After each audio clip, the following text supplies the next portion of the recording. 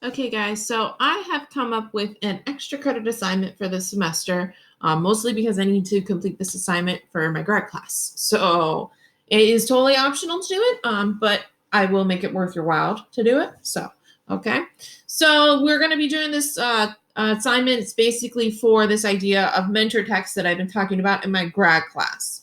And what mentor texts are is essentially they're any type of literary work that you guys may have seen at any point. So this could be, an essay, it could be nonfiction, it could be fiction, it could be biographies, all of the above. Any type of literary work in general. And what you do is you dissect it. So you look at what the writer's motives are. What was the time frame? What were they trying to convey in their writing? And then you want to identify their conventions and maybe some of their features that they use that are distinct for this author. And you want to take those ideas and you want to emulate that in your own work. Okay, so your own, writing as well. So that's the idea of how to use mentor texts and what they're used for in English classes. Now, obviously, this is mostly used in English classes, and I'm not an English teacher. So I kind of had to come up with this idea of an assignment that would be a little bit more applied towards a science-based career, a science-based field, than what you're seeing here in just, doing a basic literary work and saying, hey, guess what? You got to do this. Okay. So I chose a book. It's called Women in Science. And essentially what it is, it's a book written by Rachel Ignoscofsky. And it's 50 women in science who made some type of significant impact. Now, most of the scientists that I've spoken about in this specific field, in this specific class, have been male scientists. I'll be the first to admit it. In the end, what the idea here is that women don't get recognized as much for the significant achievements that we have been making. And so this is one author that wants to change that by shining a light on those women who have made some type of significant impact within our science field. Now, these women, they could be anything. They could be doctors, they could be microbiologists, they could be chemists, they could be physics, they could be involved in physics, they could be doing any of those things. But they have some type of, significant impact that they've made towards their field of science. So you're not going to read all 50 because not all 50 of them have made some type of significant impact towards the microbiology field. So I've selected some that have made a little bit more of an impact towards that microbiology field, and those are the ones that you'll read. Okay? But before you do any of that, let's talk about this author. So she's actually a New York Times bestseller, contrary to popular belief. And a lot of what she writes is women-based or science-based. So she publishes and writes and illustrates all of her own work. In addition, she's mostly focused on STEM and women inspirational work. So a lot of her work wants to inspire women to pursue careers that they have never pursued before. For example, she's also written Women in Sports. A lot of times when we talk about sports and the major sports figures, are we talking about women or are we talking about men? I mean, the only one I can think of is Lisa Leslie. Most of the time when you talk about, especially basketball, you're going to talk about LeBron James, you're going to talk about all those. So she wants to change that, and that's her idea. So obviously her writing features are kind of going to coincide with that. She wants to inspire women to pursue careers, mostly STEM-based careers, but careers in general that are going to be a little bit more based towards the, STEM careers, but something that we haven't really been noticed for as much. So that's basically what her biggest writing feature is. In addition, she uses the basic biography writing features of making sure that all of her information is based in facts, that she's developing a real and relatable person, and that she tells the story of a person with respect to the time period, to the places, people, events that may have occurred around her. And her style and tone allows for more inspiration. So how she crafts her work basically makes it that she's trying to inspire you to go and pursue a STEM career. Okay? So when I went through and I read these are some of the topics that I came up with as to what, was going through my mind as I was reading these mentor texts. And the first thing is that every single woman in there had a goal. Okay? So what are your goals? What are my goals is what I was thinking. What does inspire me? Because that's what, the whole idea is this inspiration. So what inspires me? Who do I want to inspire? Maybe what do I want to accomplish? Because obviously my name's not going to get in a book. My name's not going to get in a book like this if I don't make some type of significant accomplishment. And then what do I want my daughter to think of science? What type of impact do I want to have on another woman in science? Okay, because I hope my daughter becomes a scientist.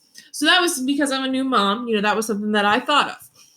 So this is why I took all of that information and I took, my dissection of her work, and I went ahead and wrote my own mentor text for you guys kind of to see what I'm looking for with this assignment.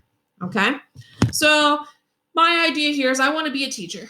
I want to be a science teacher, specifically more of a chemistry teacher. I have a lot of experience in the chemistry field, and so I wanted to become a teacher. So the idea is I kind of geared my goals and who I wanted to inspire through my teaching. So, I want to make sure that I increase student engagement between me and the students. I want to come up with fun labs and worksheets for people to do. I like to think that, and you guys don't have me for chemistry, but I like to think that all my chemistry stuff is pretty fun. And I like to think that the labs that we have done together were pretty fun. I like to, look for different ways to do things. Right now, we're kind of forced in a flipped classroom situation with our COVID-19 pandemic. So that's something that I can use and record more videos and learn how to do that for when I'm, teaching in the future. I want to make sure that, at some point too, that I inspire other students to come and talk to me about not just, science, but if they're having another issue too. I don't want things to, if you're having an issue of some sort outside of my classroom, I want you to feel comfortable to come and talk to me about it and make sure that that I'll get you the help you need. In addition, I also want to, make students become scientists. I was a scientist myself, and I found that I didn't really like that career because, as much just because I can't talk to people, and that's more my thing. I like talking. And so I want to make sure that, I inspire other people to do all the things that I wasn't able to do as a scientist. Those are some of my goals. I want to be recognized for that as well. And that's what I kind of put all in my mentor text. Okay. So what you're going to do in a separate, PDF form, I have the bunch of microbiologists or biology related women scientists that you're going to read about. Then you're going to read the ending of the book as well. While you're reading all these things, you're going to fill out the mentor text form that I have for you. Okay. So that chart that I'm going to show you. Okay. Then I'm going to give you a prompt within this mentor text form as well. You're going to write a response to that prompt, and you're going to turn all this in online. Okay. So this all will be, if you do all of this, you get 30 points. Okay. Now, this has to be 5 paragraphs. Notice 1, 2, 3, 4, 5 paragraphs. So I'm kind of looking for the same thing here. Whenever you're doing your mentor text, when you're doing your writing portion and fulfilling the assignment, I want you to make sure that you're noticing some of the writing features. Make sure you leave room for inspiration. You want to make sure you're trying to almost inspire other people to do the same thing that you're doing. Okay. You also want to make sure that any info that you have is going to be based in some facts. Obviously, if we're writing 10 years in the future, you haven't done some of those things yet, but make it realistic. Okay. Make sure that you're respecting all of the events. If you want to talk about the COVID-19 pandemic that we have going on right now and how that inspired you to do something else, I more than welcome that. Okay. You want to make sure you're also relating to people, et cetera, et cetera. And you want to make sure that you're making yourself relatable to someone else that could be, looking at this specific situation. Okay. So these are just some of the things that I want you to make sure you're really putting into your mentor text. In addition, you need to make sure that you use proper conventions. So that means proper uses of commas, proper uses of semicolons, proper uses of colons. Okay. Make sure that you're using all the proper uses and that you're doing good scientific writing. In addition, if you're using any scientific related terms, and I hope that you do, make sure that they are spelled correctly. If they're not spelled correctly, you're not using them correctly, right? Okay. So I'm going to show you really quick the form that little document that I have. That my computer will let me. Okay. So, wrong one. Didn't have the right one open. Hang on a second, guys. I apologize. Okay.